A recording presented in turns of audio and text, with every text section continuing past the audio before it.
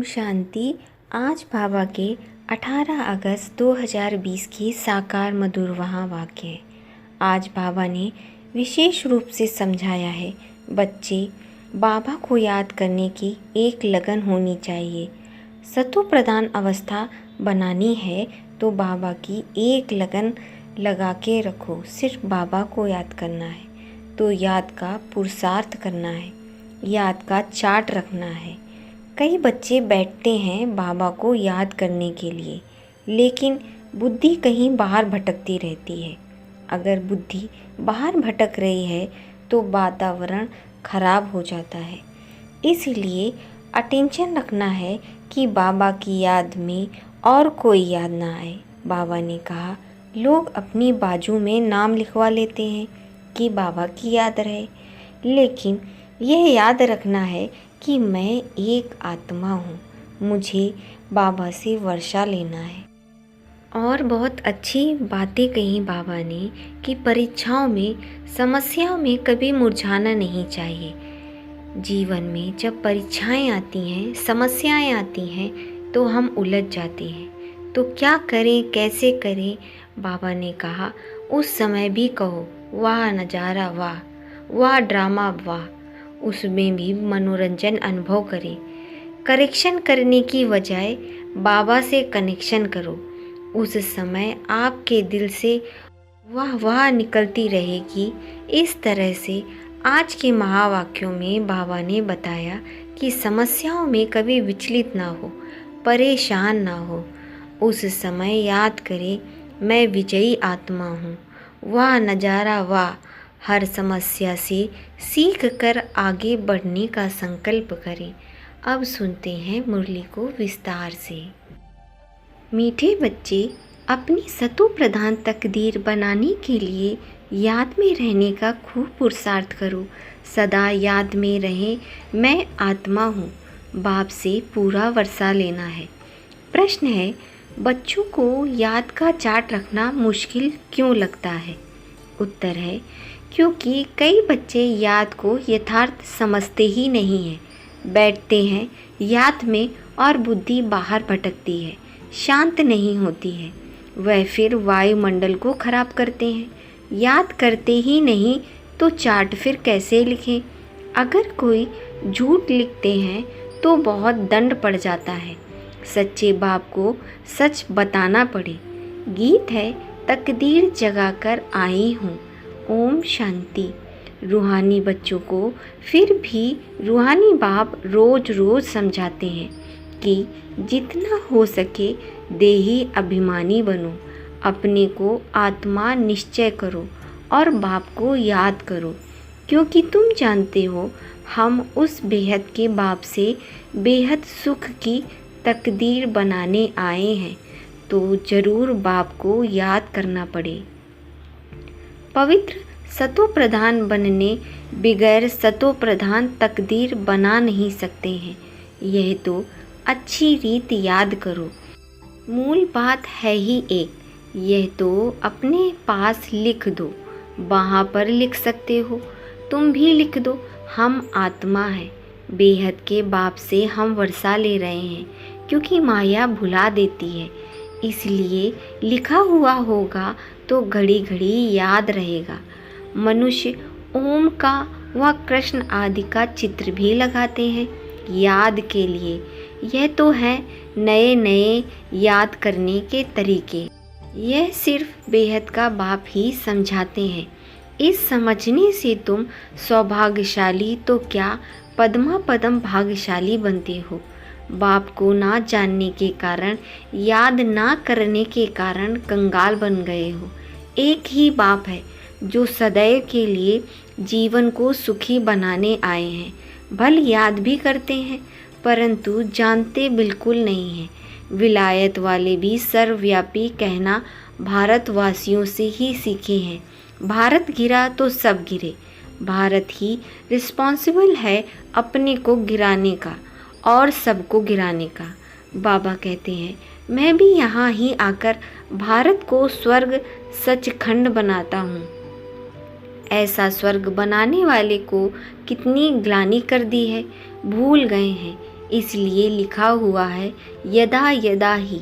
इसका भी अर्थ बाप आकर समझाते हैं। बलिहारी एक बाप की है। अभी तुम जानते हो बाबा आते हैं जरूर, शिव जयंती मनाते हैं, परंतु शिव जयंती का कदर बिल्कुल है नहीं। अभी तुम बच्चे समझते हो, जरूर होकर गए। जिनकी जयंती मनाते हैं सतयुगी आदि सनातन देवी देवता धर्म की स्थापना वही करते हैं, शिव बाबा। और सब जानते हैं कि हमारा धर्म फलाने ने इस समय स्थापना किया। उसके पहले ही देवी देवता धर्म था। उनको बिल्कुल ही नहीं जानते हैं कि यह धर्म कहाँ गुम हो गया, देवी देवता धर्म किधर गुम हो गया। अभी बाबा आकर हम बच्चों को समझाते हैं बाप ही सबसे ऊंच है और उसकी ही महिमा है। धर्म स्थापना की महिमा क्या होगी? बाप ही पावन दुनिया की स्थापना और पतित दुनिया का विनाश करते हैं और तुमको माया पर जीत पहनाते हैं। यह बेहद की बात है। रावण का राज्य सारी बेहद की दुनिया पर है। हद के लंका आदि की बात नहीं है। यह हार जीत की कहानी भी सारे भारत की है। बाकी तो बाई प्लांट है। भारत में ही डबल सिरताज और सिंगल ताज राजाएं बनते हैं और जो भी बड़े बड़े बादशाह होकर गए, कोई पर भी लाइट का ताज नहीं होता है सिवाय देवी देवताओं के। देवताएं तो फिर स्वर्ग के मालिक थे ना। अब शिव बाबा को कहा ही जाता है परम पिता परमात्मा पतित पावन। इनको लाइट कहाँ देंगे? लाइट तब दें जब बगैर लाइट वाला पतित भी हो। यह कभी बगैर लाइट वाला होता ही नहीं है। बिंदी पर लाइट दे कैसे सकते हैं? दिन प्रतिदिन तुमको बहुत गुह बातें समझाते रहते हैं बाबा, जो जितना बुद्धि में बिठा सके। मुख्य है ही याद की यात्रा। इसमें माया के विघ्न बहुत पड़ते हैं। भल कोई याद के चार्ट में 50-60% भी लिखते हैं, परंतु समझते नहीं हैं कि याद की यात्रा किसको कहा जाता है। पूछते रहते हैं। इस बात को याद कहें बड़ा मुश्किल है। तुम यहाँ 10 से 15 मिनट बैठते हो, उसमें भी जांच करो। याद में अच्छी रीति रहते हैं। बहुत हैं जो याद में रह नहीं सकते हैं, फिर वह वायुमंडल को खराब कर देते हैं। बहुत हैं जो याद में रहने से विघ्न डालते हैं। सारा दिन बाहर बुद्धि भटकती रहती है, सो यहाँ थोड़ी देर शांत हो नहीं सकती है। इसलिए याद का चार्ट भी रखते नहीं हैं।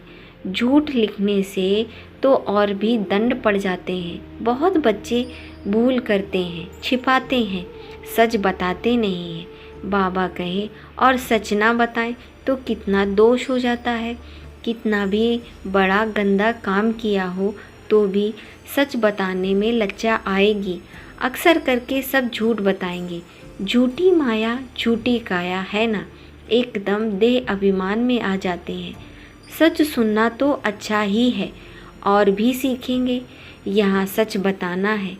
नॉलेज के साथ याद की यात्रा भी जरूरी है।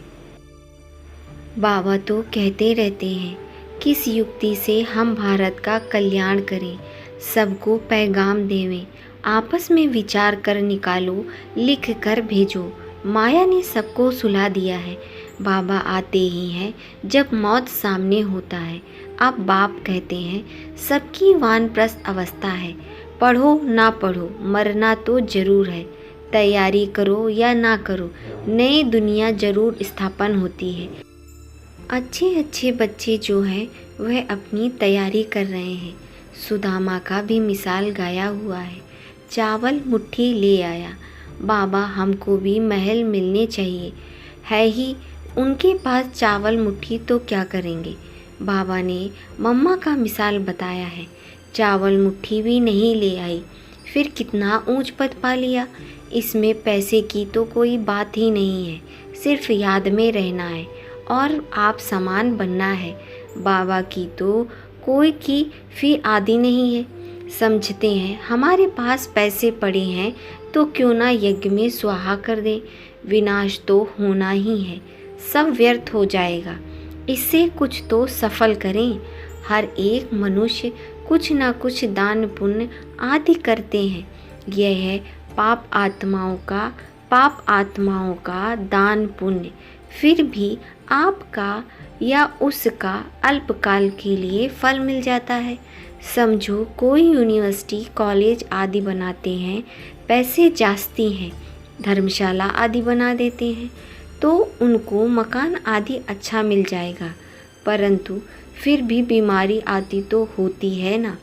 समझो किसी ने हॉस्पिटल आदि बनाई होगी तो उनकी तंदुरुस्ती अच्छी रहेगी, परंतु उनसे सब कामनाएं तो सिद्ध होती नहीं है। यहाँ तो बेहद के बाप द्वारा तुम्हारी सब मनोकामनाएं पूरी हो जाती हैं। तुम बनते हो पावन, तो सब पैसे विश्व को पावन बनाने में लगाना अच्छा है। मुक्ति, जीवन मुक्ति देते हो सो भी आधा कल्प के लिए। सब कहते हैं हमको शांति कैसे मिले, वह तो शांति धाम में मिलती है। और सतयुग में एक धर्म होने के कारण वहाँ अशांति होती नहीं है। अशांति होती है रावण राज्य में। गायन भी है ना, राम राजा राम प्रजा, वह है अमरलोक। वहाँ अमरलोक में मरने का अक्षर होता नहीं है। यहाँ तो बैठे बैठे अचानक मर जाते हैं। इसको मृत्युलोक और उसको अमरलोक कहा जाता है। वहाँ मरना होता ही नहीं है। पुराना शरीर छोड़ फिर बालक बन जाते हैं। रोग तो होता ही नहीं है। कितना फ़ायदा होता है। श्री श्री की मत पर तुम एवर हेल्दी बनते हो। तो ऐसी रूहानी सेंटर्स कितने खुलने चाहिए। थोड़े भी आते हैं, वह कम है क्या। इस समय कोई भी मनुष्य ड्रामा के ड्यूरेशन को नहीं जानते हैं। पूछेंगे तुमको फिर यह किसने सिखलाया है। अरे हमको बताने वाला बाप है। इतने ढेर बीके हैं, तुम भी बीके हो। शिव बाबा के बच्चे, प्रजापिता ब्रह्मा के भी बच्चे हो। बाबा कहते हैं यह बेहद का ड्रामा है, तुम्हारा है। सबसे मुख्य पार्ट बाप के साथ है, जो तुम पुरानी दुनिया को नहीं बनाते हो। यह है पुरुषोत्तम संगम युग। अब तुम सुखधाम के मालिक बनते हो। वहाँ दुख को नाम निशान नहीं होगा। सतयुग में दुख का नामो निशान नहीं होगा। बाप है ही दुख हरता सुख करता। दुख से आकर लिबरेट करते हैं। भारतवासी फिर समझते हैं इतना धन है, बड़े बड़े महल हैं, बिजलियां हैं, बस यही स्वर्ग है। यह सब है माया का पंप। सुख के लिए साधन बहुत करते हैं, बड़े बड़े महल मकान बनाते हैं, फिर मौत कैसे अचानक हो जाता है। वहाँ मरने का डर नहीं है। सतयुग में मरने का डर नहीं है। यहाँ तो अचानक मर जाते हैं और फिर कितना शोक करते हैं, फिर समाधि पर जाकर आंसू बहाते हैं। हर एक की अपनी अपनी रस्म रिवाज है, अनेक मत हैं। सतयुग में ऐसी बात होती ही नहीं है। वहाँ तो एक शरीर छोड़कर दूसरा लेते हैं तो तुम कितना सुख में जाते हो। उसके लिए कितना पुरुषार्थ करना चाहिए। कदम कदम पर मत लेनी चाहिए। बाबा की श्रीमत पर चलना चाहिए। गुरु की व पति की मत लेना, वह तो अपनी मत से चलना होता है। आसुरी मत क्या काम देगी, आसुरी तरफ ही ढकेलेगी। अब तुमको मिलती है ईश्वरीय मत। ऊंच ते ऊंच इसलिए गाया हुआ भी है, श्रीमत भगवान वाज। तुम बच्चे श्रीमत से सारे विश्व को हेवन बनाते हो। उस हेवन के तुम मालिक बनते हो। इसलिए तुम्हें हर कदम पर श्रीमत लेनी है, परंतु किसी की तकदीर में नहीं तो फिर मत पर चलते नहीं हैं। बाबा ने समझाया, किसी को भी अपना कुछ अक्ल हो, राय हो तो बाबा को भेज देवे। बाबा जानते हैं कौन कौन राय देने लायक है। नए नए बच्चे निकलते रहते हैं। बाबा तो जानते हैं ना कौन से अच्छे अच्छे बच्चे हैं। दुकानदारों को भी राय निकालनी चाहिए। ऐसे यत्न करें जो बाप का परिचय मिले। दुकान में भी सबको याद कराते रहें। भारत में जब सतयुग था तो एक धर्म था, इसमें नाराज होने की तो कोई बात नहीं है। सबका एक बाप है। बाबा कहते हैं माम एकम याद करो तो तुम्हारे विकर्म विनाश हो जाएंगे, स्वर्ग के मालिक बन जाएंगे। अच्छा, मीठे मीठे सिखिलते बच्चों प्रति माता पिता बाप दादा का याद प्यार गुड मॉर्निंग। रूहानी बाप के रूहानी बच्चों को नमस्ते। हम रूहानी बच्चों की रूहानी बाप दादा को याद प्यार गुड मॉर्निंग, नमस्ते नमस्ते नमस्ते। धारणा के लिए मुख्य सार नंबर 1, श्रीमत पर चलकर सारे विश्व को स्वर्ग बनाने की सेवा करनी है। बहुतों को आप समान बनाना है। आसुरी मत से अपनी संभाल करनी है। नंबर 2, याद की मेहनत से आत्मा को सतो प्रधान बनाना है। सुदामा मिसल जो भी चावल मुट्ठी है वह सब सफल कर अपनी सर्व कामनाएं सिद्ध करनी है। वरदान है, परीक्षाओं और समस्याओं में मुरझाने के बजाय मनोरंजन का अनुभव करने वाले सदा विजयी भव। इस पुरुषार्थी जीवन में ड्रामा अनुसार समस्याएं व परिस्थितियां तो आनी ही हैं। जन्म लेते ही आगे बढ़ने का लक्ष्य रखना अर्थात परीक्षाओं और समस्याओं का आवाहन करना। जब रास्ता तय करना है तो रास्ते के नज़ारे ना हो, यह हो कैसे सकता है। लेकिन उन नज़ारों को पार करने के बजाय यदि करेक्शन करने लग जाते हैं तो बाप की याद का कनेक्शन लूज़ हो जाता है और मनोरंजन की बजाय मन मुरझा जाता है। इसलिए यह नज़ारा, वह के गीत गाते गाते आगे बढ़ते रहो। वाह क्या नज़ारा है, वाह वाह, यह गीत गाते रहो और आगे बढ़ते रहो। सदा विजयी भव के वरदानी बनो। स्लोगन है, मर्यादा के अंदर चलना मानो मर्यादा पुरुषोत्तम बनना है। अच्छा, ओम शांति।